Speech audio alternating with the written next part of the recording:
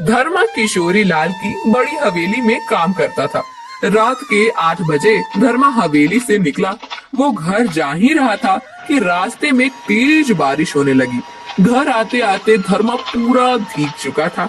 उसके घर आते ही उसकी माँ, अरे बेटा, तू तो पूरा भीग गया है। हाँ माँ, बहुत बारिश हो रही है। हाँ, 2 दिनों से बारिश बहुत बढ़ गई है। देखो तो छत भी टपक रही है। अब क्या करें? बेटा, तू अपने लिए एक छाता तो खरीद ले। रोज रोज ऐसे भीगेगा तो बीमार हो जाएगा। माँ, तुम तो जानती हो कि मालिक बहुत कंजूस है, पैसे देने में झिकझिक करता है। अब अगर उससे पैसे मांगूंगा तो 4 बातें सुनाएगा। जाने दो, कुछ दिनों में तनख्वाह आ जाएगी, तब देखूंगा। दरअसल धर्मा के पिताजी ने कुछ सालों पहले किशोरी लाल से कर्जा लिया था। बाद में धर्मा के पिताजी का देहांत हो गया। पैसे वसूलने के लिए किशोरी लाल ने धर्मा को अपने हवेली पर काम के लिए रख लिया। वो धर्मा को जितनी भी तनख्वाह देता, उससे आधी काट लेता था। धर्मा को बहुत कम पैसे मिलते थे। जैसे तैसे उसका गुजारा हो रहा था। 2 दिनों के बाद, धर्मा आज फिर से इतना भीग गया है। हाँ, आज तो ठंड भी लग रही है और सर भी भारी हो गया है। शांति ने धर्मा के माथे को हाथ लगाकर देखा। अरे, तुम्हें तो बहुत बुखार है। मैंने कहा था ना कि बारिश में भीगकर बीमार हो जाओगे। तुम कपड़े बदल लो, मैं तुम्हारे लिए काढ़ा बनाती हूँ। अगले दिन धर्मा का बुखार उतर गया। उस रात भी धर्मा भीगते हुए घर आ रहा था। बारिश बहुत तेज थी। आज फिर से उसे बुखार आने लगा था। धर्मा ने सोचा कि कुछ देर रुक जाता हूँ, बारिश थोड़ी कम हो जाएगी, फिर आगे जाता हूँ। वो एक पेड़ के नीचे खड़ा हो गया। उसने देखा कि पेड़ के नीचे पहले ही एक बूढ़े बाबा खड़े हैं। बूढ़े बाबा धर्मा को देखकर, बेटा, ये लो, तुम ये छाता लो और अपने घर जाओ। बाबा, अगर मैंने ये छाता ले लिया तो फिर आप क्या करेंगे? मुझसे ज्यादा तो आपको इसकी जरूरत है। आप भीग गए तो आप बीमार हो सकते हैं। बेटा, मेरा घर यहीं पास में है और मेरा बेटा गाड़ी लेकर आ रहा है। मैं तो आराम से चले जाऊंगा, लेकिन तुम बहुत भीग गए हो और शायद तुम्हें सर्दी भी लग रही है। तुम छाते को ले जाओ और इसे इस्तेमाल करो। बाबा, मेरे पास पैसे नहीं है, मैं ऐसे ही कैसे छाता ले जाऊं? कोई बात नहीं बेटा, तुम एक अच्छे इंसान हो। तुम अपनों से ज्यादा दूसरों की सोचते हो। तुम इसे ले जाओ, मैं जल्दी ही इसके पैसे दे दूंगा। धर्मा छाता लेकर चला गया। कुछ दूर जाने के बाद धर्मा ने पीछे मुड़कर देखा तो वो बूढ़े बाबा गायब हो गए थे। धर्मा को ये बात बहुत अजीब लगी। वो आगे चलने लगा। वो आगे बढ़ रहा था, तभी उसने देखा कि उसके आसपास की जमीन सूखी हुई थी। धर्मा को कुछ समझ नहीं आया। जहाँ धर्मा खड़ा था वहाँ जमीन सूख रही थी। धर्मा जैसे ही आगे बढ़ा, आगे की जमीन सूखी हो गई। जहाँ तक धर्मा का छाता फैला हुआ था वहाँ सूखती जा रही थी। धर्मा बहुत अचंभे में पड़ गया। वो जल्दी जल्दी घर आ गया बेटा। अरे वाह, तूने छाता भी खरीद लिया। लगता है मालिक ने पैसे दिए हैं आज। नहीं माँ, आज तो मेरे साथ कुछ अजीब ही हो रहा है। बहुत बारिश हो रही थी। बारिश से बचने के लिए मैं एक पेड़ के नीचे गया। वहाँ पर पहले से ही एक बूढ़े आदमी खड़े थे। उन्होंने मुझे ये छाता दिया।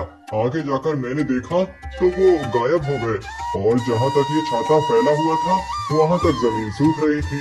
ये तो सच में जादुई छाता है। अजीब बात है। लगता है कि वो कोई साधु महात्मा होंगे जो तुम्हारी मदद करने के लिए वहाँ पहुँच गए। धर्मा ने मुंह हाथ धो लिए। फिर शांति और धर्मा खाना खाने लगे। तभी छत टपकने लगी और घर में पानी आने लगा। हे राम, फिर से छत टपकने लगी। अब तो लगता है कि खाने में भी पानी मिल जाएगा। अब क्या करूं? माँ, ये छाता तो जादुई है, लेकिन छाता तो बहुत छोटा है और छत बहुत बड़ी। काश ये छाता बड़ा हो जाए तो मैं पूरी छत को इससे ढक दूं। इसके नीचे तो पानी की एक बूंद भी नहीं टिक पाएगी। जैसे ही धर्मा ने ये बात कही, अचानक से वो छाता बड़ा हो गया। धर्मा ने छत पर जाकर छाते को रख दिया। पूरा घर अब बारिश से बच रहा था। दोनों खाना खाने के बाद सो गए। कुछ देर के बाद बाहर से जोरों जोर से चीखने और बचाओ बचाओ की आवाज आने लगी। धर्मा ने दरवाजा खोलकर देखा तो पूरे गांव में पानी भरा हुआ था। सब गांव वाले इधर उधर भटक रहे थे। पूरे गांव में अफरा तफरी मची हुई थी। तभी अरे धर्मा, चलो भागो यहाँ से। देखो सभी जगह पर पानी भर रहा है। अपनी जान बचानी है तो मौसी को ले लो और चलो। शिवा चला गया। फिर माँ, पूरे गांव में पानी भर चुका है। बारिश रुकने का नाम नहीं ले रही है और पानी भर रहा है। सब गांव वाले बहुत परेशानी में हैं। अब क्या करें, कैसे बचाए सबको? माँ, मेरे दिमाग में एक तरकीब है। जैसे कि इस छाते ने हमारे घर को बारिश से बचाया है, वो पूरे गांव को भी बचा सकता है। हाँ, ये सही है।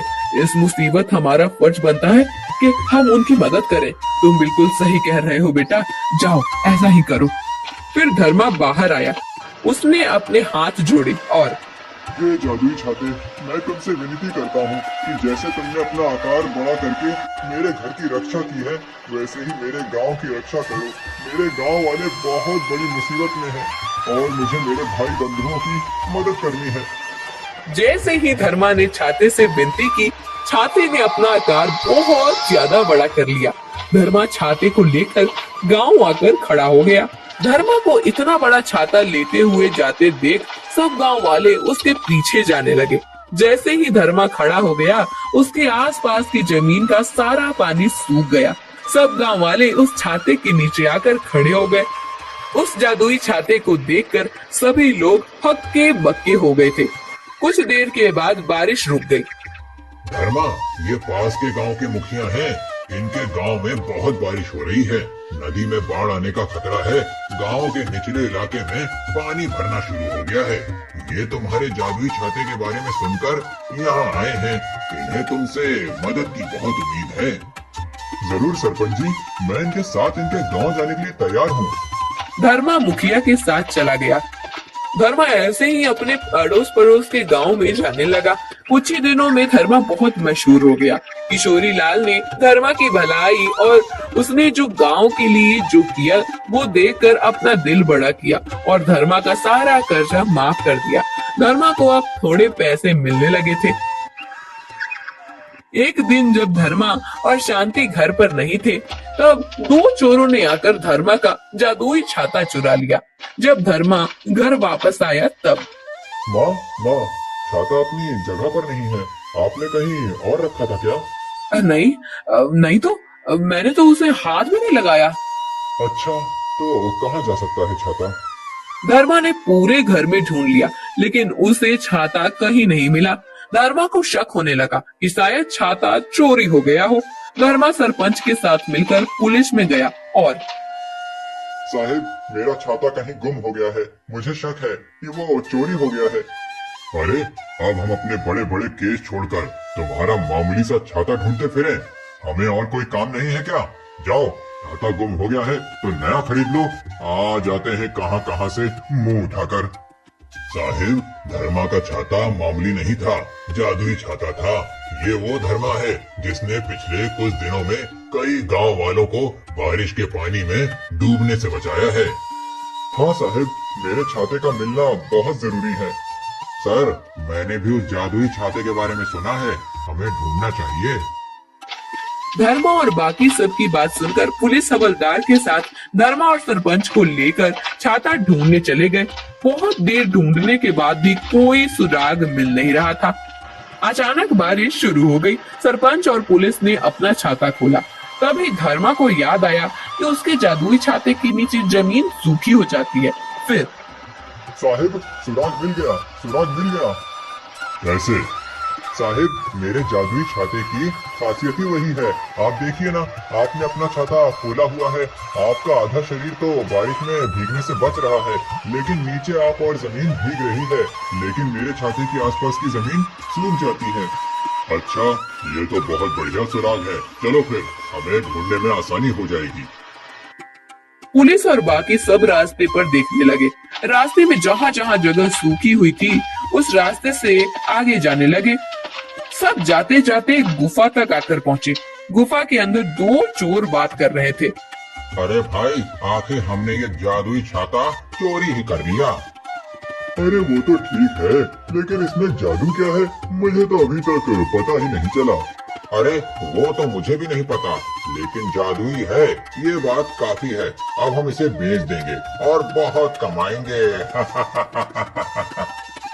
दोनों चोर बातें कर रहे थे, तभी पुलिस ने दोनों को पकड़ लिया। उन दोनों को देख ये वही दोनों चोर हैं जिसकी तलाश हम पिछले 6 महीने से कर रहे थे।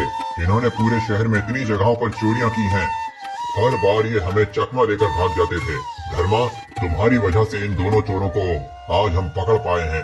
अगर आज तुम अपने जादुई छाते के लिए हमारी मदद मांगने न आते तो शायद आज भी ये हमारे हाथ न लगते।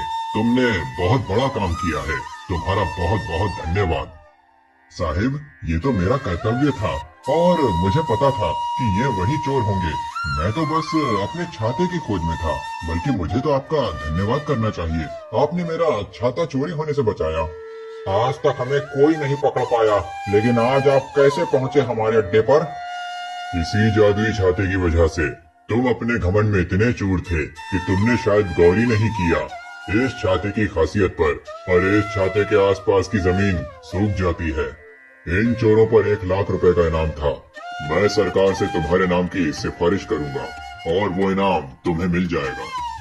पुलिस ने चोरों को हथकड़ी पहनाई और अपने साथ ले गई। धर्मा भी अपने छाते को लेकर घर चला गया। कुछ दिनों के बाद सरकार की तरफ से धर्मा को 1 लाख रुपए का इनाम मिला। उन पैसों से धर्मा ने अपने घर की मरम्मत कर दी और कुछ पैसे गांव के विकास कामों में लगाए। धर्मा के जादुई छाते ने उसकी सारी मुसीबतें दूर कर दी थी।